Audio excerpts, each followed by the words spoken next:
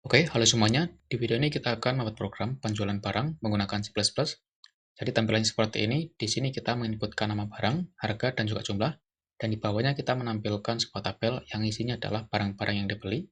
Di bawahnya ada total belanja, jumlah bayar, dan ada kembalian. Oke, kita langsung mulai.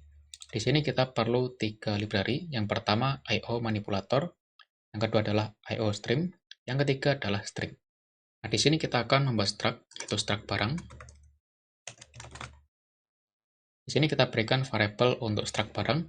Yang pertama untuk nama, kita gunakan tipe data string, std string, lalu nama. Yang kedua ada integer harga, lalu ada integer jumlah. Yang terakhir integer subtotal. Nah, di sini kita berikan titik koma, jadi jangan lupa titik koma. Nah, sekarang kita masuk ke dalam fungsi main. Di sini kita akan membuat array dari struct barang, daftar underscore barang. Untuk panjang arraynya di sini 100. Lalu kita buat variabel integer indeks barang, i barang seperti ini, sama dengan 0. Lalu kita buat variabel integer total belanja, sama dengan 0. Lalu kita buat variabel dengan tipe data string, std string, tambah barang, sama dengan di sini kita berikan string y seperti ini. Ini kita gunakan untuk konfirmasi ketika akan menambahkan barang baru. Lalu kita akan menampilkan judul dari program di bagian ini. Nah, di sini saya akan langsung copy paste biar cepat. Nah, setelah itu kita akan menggunakan perulangan. Lalu kita akan mengecek nilai dari tambah barang. Jika tambah barang sama dengan Y huruf kecil, atau tambah barang sama dengan Y huruf balok, maka di sini kita akan menambahkan barang ke dalam array daftar barang. Di dalam while kita gunakan std_cout, lalu kita berikan string barang ke negatif, lalu di sini kita tambahkan dengan nilai dari i barang atau indeks barang ditambah dengan 1. Lalu kita tambahkan lagi dengan string negatif-negatif, dan di sini kita berikan garis baru atau /n atau new line seperti ini. Di bagian bawah kita membuat 4 variabel, std string, nama, lalu integer harga, lalu integer jumlah, lalu integer subtotal. Nah, setelah itu kita gunakan std_cout. Di sini kita berikan string nama, lalu kita akan membaca nilai dari inputan menggunakan getLine. Di sini kita gunakan std_in, lalu nilainya kita masukkan ke dalam variabel nama. Nah, seperti ini. Lalu kita gunakan std_cout lagi. Sekarang untuk harga, di sini kita berikan string harga. Lalu kita baca nilai dari inputan menggunakan std_in, dan nilainya kita masukkan ke dalam variabel harga. Nah, di sini kita akan menghilangkan buffer yang ada di dalam cin, std_cin. Di sini kita panggil fungsi ignore. Lalu untuk jumlah, std_cout, kita berikan string jumlah. Nah, di sini untuk titik 2 kita sejajarkan biar rapi. Nah, seperti ini. Nah, sekarang kita gunakan std_cin lagi untuk membaca nilai dari inputan dan kita masukkan ke dalam variabel jumlah. Lalu kita hilangkan buffer yang ada di dalam cin, std_cin ignore. Nah, setelah itu kita akan menghitung subtotal dan juga total belanja. Yang berarti di sini subtotal sama dengan harga dikali dengan jumlah pembelian. Lalu untuk total belanja ditambahkan dengan subtotal. Nah, sekarang kita akan simpan ke dalam array dari struct barang, daftar barang dengan indeks dari i barang. Untuk variabel nama yang ada di dalam struct barang, di sini kita berikan nilai dari variabel nama yang di atas. Lalu untuk harga, kita berikan nilai dari variabel harga. Untuk jumlah sama dengan jumlah. Lalu untuk subtotal sama dengan subtotal. Nah, setelah itu kita gunakan cout, std_cout. Di sini kita berikan string, tambahkan barang lain. Untuk opsinya adalah y atau n.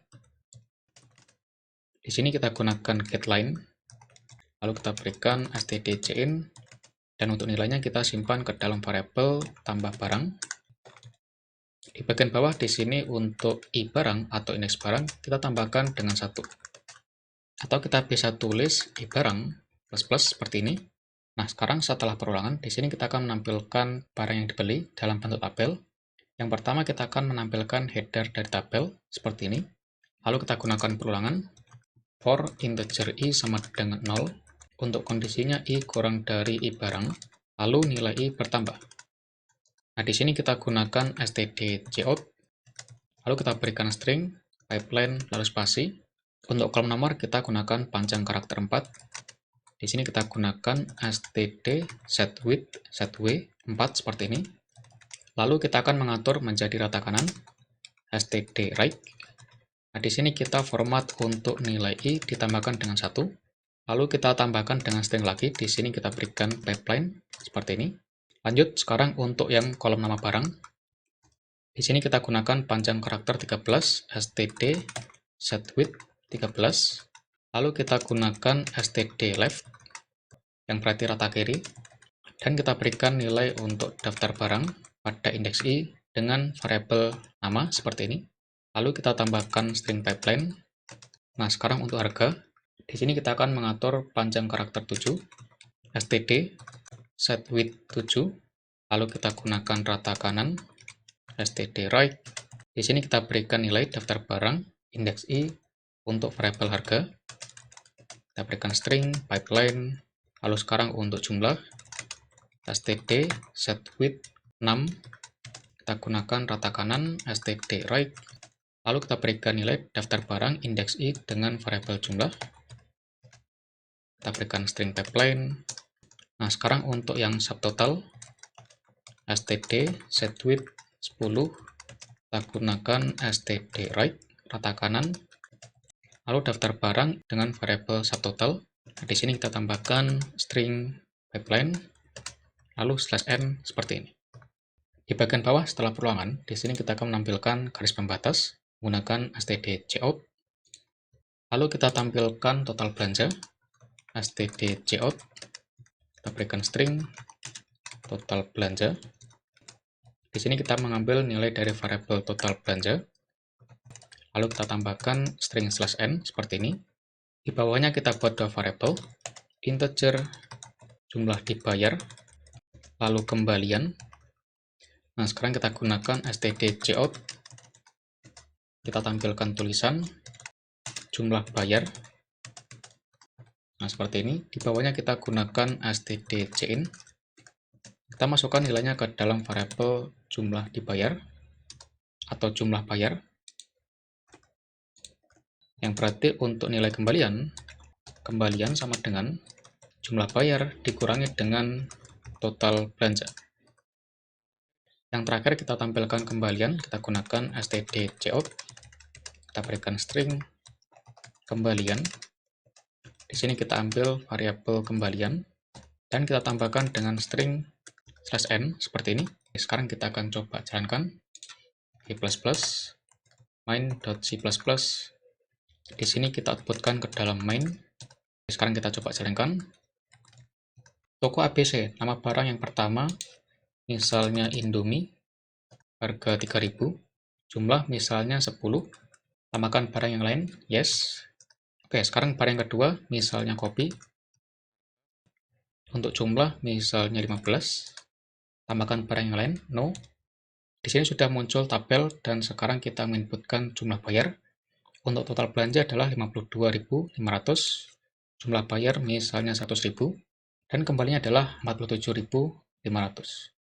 Oke, kita berhasil membuat program penjualan barang menggunakan C++.